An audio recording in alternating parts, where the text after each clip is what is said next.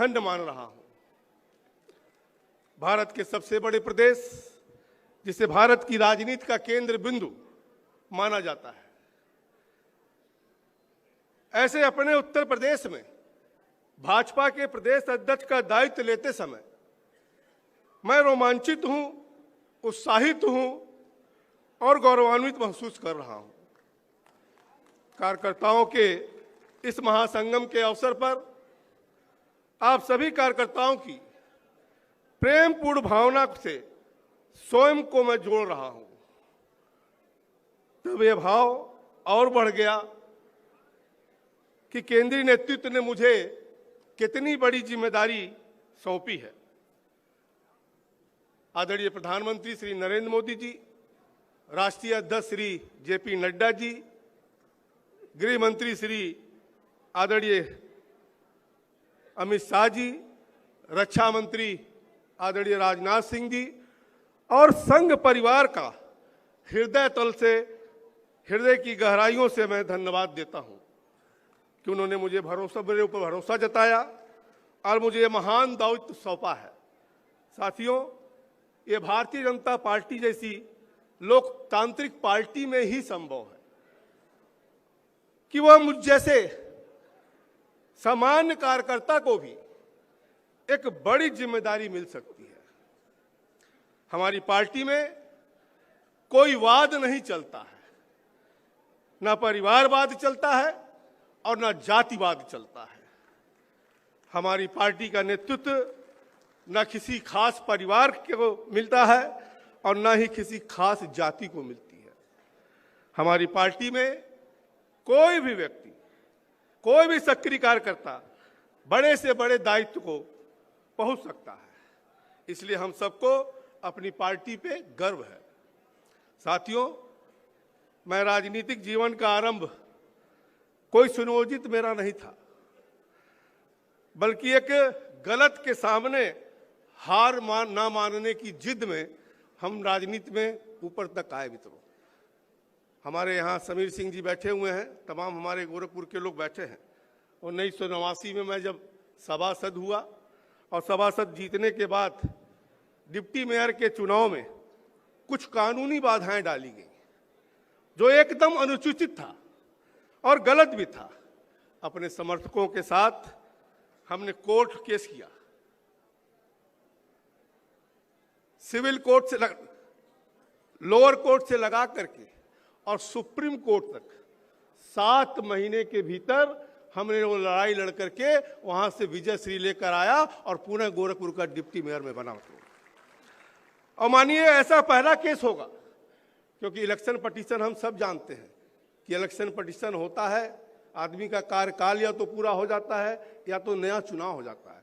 लेकिन ये पहला उदाहरण था कि इस पटिशन में कहीं ना कहीं इलेक्टेड पर्सन को स्टे भी किया गया था और 7 महीने के अंदर निर्णय भी आया था। इसलिए इस राजनीति में आने का मुझे मौका मिला था। मित्रों, साथियों, अगर देखें तो इसके बाद 1991 में भारतीय जनता पार्टी ने मुझे 26 साल के उम्र में 26 साल के उम्र में भारतीय जनता पार्टी ने मुझे महाराजगंज से पहली बार लोकसभा चुनाव लड़ने का आदेश दिया और महाराजगंज का लोकसभा प्रत्याशी बना। और 1991 से लेके आज चुनाव 1991 और 2024 तक 2024 का चुनाव मैंने महाराजगंज को कभी नहीं छोड़ा और न भारतीय जनता पार्टी को कभी छोड़ा। और एक ही पार्टी, एक ही संसदीय क्षेत्र में 7 बार सांसद बनने का मुझे आशीर्वाद प्राप्त हुआ है। मित्रों, ये सब संभव हुआ है तो भाजपा के अथिक परिश्रम से, महाराजगंज की जनता की वजह से, अटूट प्रेम एवं भरोसे से माननीय प्रधानमंत्री जी नरेंद्र मोदी जी ने मुझे भारत सरकार में वित्त राज्य मंत्री की जिम्मेदारी दी और इसे मैं निष्ठा एवं कुशलता पूर्वक निभा रहा हूं। लेकिन मेरी ये नई जिम्मेदारी मेरी अब तक की सभी जिम्मेदारियों से अधिक गंभीर और चुनौतीपूर्ण है। लेकिन मुझे विश्वास है कि भाजपा उत्तर प्रदेश के गौरवशाली कार्यकर्ताओं का स्नेह एवं समर्पण इस महान दायित्व के निर्वहन में मेरी मदद करेगी। मुझसे पहले 1980 से अब तक 15 प्रदेश अध्यक्ष ने उत्तर प्रदेश भाजपा को सींचा है। सभी के अनुभवों से मैं सभी के अनुभवों से सीखने का और मार्गदर्शन प्राप्त करने का भी प्रयास करूंगा मित्रों। और कहने इस मंच पे दिवंगत हमारे पूर्व प्रदेश अध्यक्षों की पूर्ण आत्माओं को मैं अपनी श्रद्धांजलि अर्पित भी करता हूं। साथियों, किसी भी राजनीतिक दल के 4 सबसे महत्वपूर्ण स्तंभ होते हैं: कार्यकर्ता, कार्यालय, कार्यक्रम और कोष। कार्यालय कार्यक्रम एवं कोष बहुत महत्वपूर्ण है। कार्यालय हम सबके लिए तीर्थ है। हम पार्टी के लिए राजनीतिक विचारों को देश की जनता तक पहुंचाते हैं और इन सब के लिए कोष की आवश्यकता होती है। लेकिन इन सब से महत्वपूर्ण है कार्यकर्ता, कि अगर डेडिकेटेड कार्यकर्ता नहीं है तो बाकी चीजें व्यर्थ है। साथियों, मैं महाराजगंज के कार्यकर्ताओं से हमेशा कहता हूं कि कार्यकर्ता ही मेरी सर्वोपरि है। वो मेरा बल है और मेरी पूंजी भी है। और मैं 1991 से लेकर 2024 तक के सभी चुनाव अपने कार्यकर्ताओं के दम पर लड़ा है। मेरे मन में अपने कार्यकर्ताओं के प्रति बहुत आदर है। और आज इस मंच से मैं पूरे प्रदेश के भाजपा कार्यकर्ताओं से कहना चाहता हूं कि आप मेरे लिए सर्वोपरि हैं। आपके लिए मैं लड़ूंगा, अड़ूंगा और लड़ूंगा भी मित्रों। आपकी बात भी सुनूंगा।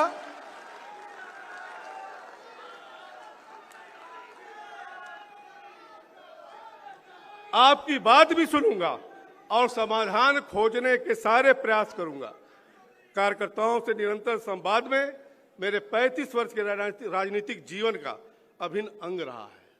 साथियों, जब आज मुझे यह महत्वपूर्ण दायित्व मिला है तो मैं नेतृत्व शब्द के सही मायने को समझना चाहता हूं और अमल भी लाना चाहता हूं। क्या केवल आदेश देना ही नेतृत्व है? नहीं, मेरे लिए नेतृत्व के मायने हैं बड़प्पन के साथ सबकी बात सुनना और समाधान के हर संभव प्रयास करना होता है। मुझे रूल नहीं करना है, मुझे रूल नहीं करना है, बल्कि रोल अदा करना है। एक समन्वयकारी का रोल अदा करना है, समाधान खोजकर्ता का रोल अदा करना है, एक मुखिया का जो पूरे परिवार को एक साथ लेकर के चलता है उसका रोल अदा करना है। मुझे पूरे उत्तर प्रदेश भाजपा परिवार को एक साथ लेकर के चलना है। मेरे नेतृत्व के मूल मंत्र रहेंगे संगठन, संपर्क, संवाद और समन्वय। संगठन मेरे लिए सर्वोपरि है। संगठन का जो भी आदेश है वो हमारे लिए सर्वमान्य है। संपर्क और संवाद के माध्यम से संगठन को लगातार मजबूत करना है और पार्टी के विचारों को लगातार जनमानस तक पहुंचाते रहना है। यह अनवरत चलने वाली प्रक्रिया है। आपके और सरकार के बीच समन्वय, आपकी बातें, आपके विचार एवं आपकी समस्याएं सरकार तक पहुंचाने की जिम्मेदारी मेरी है और सरकार की जनहितकारी कार्यों को जानकारी आम जन तक पहुंचाने की जिम्मेदारी हमारी और आप दोनों की है। साथियों, किसी पद पर बैठने वाला कभी भी भूतपूर्व हो सकता है, हो ही जाता है। बस एक कार्यकर्ता ही है जो कभी भूतपूर्व नहीं होता है, जो कभी भूतपूर्व नहीं होता है। इसलिए कार्यकर्ता ही असली पूंजी है और असली ताकत है। हमारी पार्टी का इतिहास बहुत पुराना है। हमारे पास तमाम पूर्व सांसद हैं, पूर्व विधायक हैं, पूर्व पदाधिकारी हैं। मेरा प्रयास रहेगा कि इन सबके राजनीतिक अनुभव का लाभ पार्टी को मिलता रहे और उनके अनुभवों से पार्टी को समृद्ध होता रहे देखना चाहता हूं। आज यहाँ पीयूष गोयल जी ने अभी किस प्रकार से देश की गति बढ़ी है, प्रधानमंत्री जी जैसे काम कैसे कर रहे हैं उसका जिक्र किया है, उसको मैं दोहराना नहीं चाहता हूं। और माननीय मुख्यमंत्री जी ने भी बताया कि किस प्रकार से उत्तर प्रदेश आगे की तरफ बढ़ रहा है। मैं यहाँ मंच पर उपस्थित सभी आदरणीय स्वजनों से सीखने को आतुर हूं। मैं आप सबसे सीखने के आदरणीय सभी मंच के से सीखने के लिए आतुर हूं और आपसे भी मैं सीखने के लिए निश्चित तौर से आतुर हूं मित्रों। क्योंकि साथियों, जहां तक एक ओर इस जिम्मेदारी से रोमांचित और गौरवान्वित हूं, वहीं दूसरी ओर भावुक भी हूं। यह कल्पनीय पल है। 1989 में पार्षद के रूप में शुरू हुआ यह सफर आज इस पड़ाव तक पहुंचा है और इस पूरे सफर में मुझे शीर्ष नेतृत्व के साथ साथ संघ परिवार का भी भरपूर स्नेह और कहीं ना कहीं मार्गदर्शन प्राप्त रहा है। और इस स्नेह और प्रथम पथ प्रदर्शन के लिए संघ के प्रति कृतज्ञ हूं और मैं आशा करता हूं कि आगे भी मुझे यूं ही स्नेह और मार्गदर्शन प्राप्त होता रहेगा। आदरणीय श्री भूपेंद्र जी का प्रदेश अध्यक्ष का 3.5 वर्ष का कार्यकाल विशिष्ट रहा है। अपने उत्तर प्रदेश भाजपा परिवार को नई ऊर्जा दी है और मेरा प्रयास रहेगा कि भाजपा परिवार के संगठन को और नई ऊंचाइयों तक ले जाऊंगा। साथियों, 2014 से इस देश के यशस्वी प्रधानमंत्री नरेंद्र मोदी जी ने बागडोर संभाला है और आप सबने देखा होगा, अभी हमारे मुख्यमंत्री जी ने भी उसकी चर्चा किया और पीयूष जी ने भी उसकी चर्चा किया कि 2014 का भारत कैसा था और 2025 का भारत आज कैसा है। अगर आप देखें तो हमने समावेशी विकास किया है। प्रधानमंत्री जी का जो मंत्र है, सबका साथ, सबका विकास, सबका विश्वास और सबका प्रयास, अगर आप देखें जो पीयूष जी बता रहे थे कि 80 करोड़ लोगों को राशन मुफ्त में दिया जा रहा है, मकान सबको मुफ्त में दिया जा रहा है, लेकिन कहीं ना कहीं समावेशी विकास के साथ साथ कोई भेदभाव करके नहीं दिया जा रहा। जो दीनदयाल जी की अंत्योदय की सोच थी, उस दीनदयाल जी के अंत्योदय को सोच को पूरा करने के लिए प्रधानमंत्री जी उस अंतिम व्यक्ति को उसके आम जीवन में जो आवश्यक चीजें हैं उसको कहीं ना कहीं देने का प्रयास मोदी जी ने किया। मित्रों, गरीब को क्या चाहिए? गरीब को एक मकान चाहिए, मकान में एक शौचालय होना चाहिए, बिजली का कनेक्शन होना चाहिए, पीने के पानी की व्यवस्था होनी चाहिए, गरीब आदमी है तो उसको राशन मिलना चाहिए, बीमार हो जाता है तो दवाई की व्यवस्था होनी चाहिए, गरीब आदमी है तो कहीं ना कहीं उसको सहायता के रूप में किसान सम्मान निधि भी सरकार हमारी दे रही है।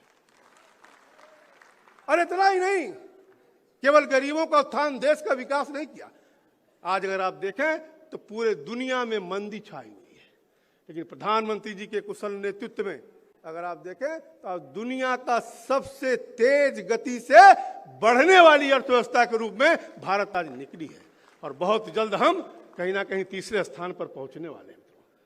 मैं माननीय मुख्यमंत्री जी को भी धन्यवाद ज्ञापित करना चाहता हूं, क्योंकि हम लोग भी उत्तर प्रदेश में थे, जब दिल्ली वगैरह हम लोग जाते थे, जब कोई सुनता था कि हम लोग गोरखपुर के हैं, उत्तर प्रदेश के हैं, तो लोग 2 कदम पीछे हट जाते थे। और भारत सरकार का वित्त मंत्री होने के नाते, राज्य वित्त मंत्री होने के नाते जो मुख्यमंत्री जी ने बदलाव किया है, आज पूरे देश में जाने का मुझे अवसर मिलता है और जब वहां उत्तर प्रदेश के बारे में अच्छी अच्छी बातें सुनता हूं तो मुझे भी गौरव महसूस होता है। मैं माननीय मुख्यमंत्री जी को इस बारे में भी धन्यवाद देना चाहता हूं कि भारत सरकार जो मोदी जी की सोच है अंतिम व्यक्ति तक पहुंचाने की, उन योजनाओं तक, धरातल तक पहुंचाने का काम अगर किया है तो देश में नंबर 1 है उत्तर प्रदेश का। हमने छवि बदला है। चंद्रयान से चंद्रमा के साउथ पोल पर कहीं ना कहीं हमने सफल लैंडिंग किया है, जो कि विकसित राष्ट्र भी नहीं कर सके मित्रों। यही नहीं, अगर आप देखें साथियों, तो माननीय मुख्यमंत्री जी ने इस प्रदेश का कायाकल्प करने का काम किया है। इसलिए माननीय मुख्यमंत्री जी ने एक विशेष आग्रह आप लोगों से किया है कि SIR और उसका पूरा गुण दोष और कैसे हुआ, कैसे घटा आ रहा है, उसको भी करना है। कहीं ना कहीं अगर आप देखें कि 2027 में जो प्रदेश पुनः भारू मतों से हम लोग जीतने का प्रयास कर रहे हैं और मुख्यमंत्री जी ने 2/3 मेजॉरिटी की बात किया है, तो ये सही है कि लड़ाई बूथ पे होती है। और ऐसा यार जो 12 दिन का समय बाकी है, इसमें हम आप सबसे निवेदन करेंगे कि सारा काम छोड़ करके माननीय मुख्यमंत्री जी ने जो विषय को रखा है उसके लिए हमें हर बूथ पर जाने की आवश्यकता है और अपने मतदाताओं का नाम कटने ना पाए उसके लिए हमें जाने की आवश्यकता है। और अभी देखें आप, तो अंत में मैं अभूतपूर्व क्षण के इस मंच के माध्यम से शीर्ष नेतृत्व के प्रति और आप सबके प्रति अपनी कृतज्ञता व्यक्त करता हूं।